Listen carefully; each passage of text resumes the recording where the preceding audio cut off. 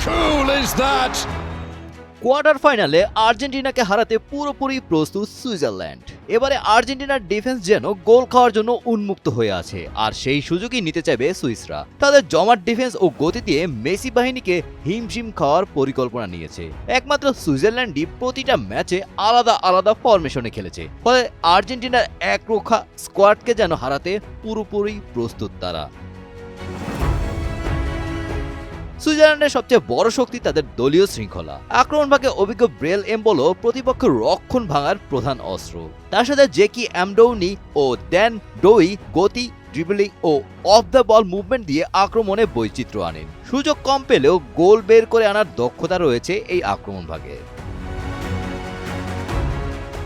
মাঝমাঠের সুইজারল্যান্ডের ইঞ্জিন গ্র্যানিট ঝাঁকা।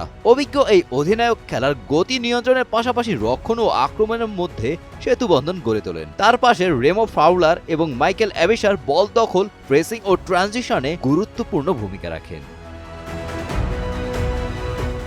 রক্ষণভাগে সুইসদের আত্মবিশ্বাসের নাম ম্যানুয়েল আকেনজি। তার সাথে রিকার্ডো রদ্রিগেজ ও ফাবিয়ান শার অভিজ্ঞতার মিশেলের ডিফেন্সকে শক্তিশালী করেছে। আর গোলবারের নিচে কোবেল বর্তমানে ইউরোপের অন্যতম নির্ভরযোগ্য গোলরক্ষক। বড় ম্যাচে তার সেভই ম্যাচের ভাগ্য বদলে দিচ্ছে। কোচ মুরেত ইয়াকিন সাধারণত কোনো নির্দিষ্ট ফরমেশনে খেলে না। শেষ ১৬তে কলম্বিয়ার বিপক্ষে ৪-৩-৩ ফরমেশনে দল সাজিয়েছিল, কিন্তু রাউন্ড অফ ৩২-এ আলজেরিয়ার বিপক্ষে ৪-২-৩-১ ফরমেশনে দল সাজায়।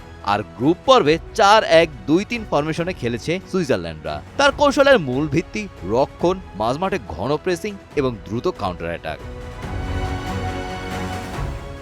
সব মিলিয়ে সুইজারল্যান্ড হয়তো শিরোপার দাবিদার ছিল না, কিন্তু তাদের বিপক্ষে কোনো ম্যাচই সহজ নয়। সংগঠিত রক্ষণ, অভিজ্ঞ মিডফিল্ড এবং কার্যকর কাউন্টার অ্যাটাকের কারণে আর্জেন্টিনার মতো পরাশক্তিকেও কঠিন পরীক্ষার মুখে ফেলতে পারে সুইসরা।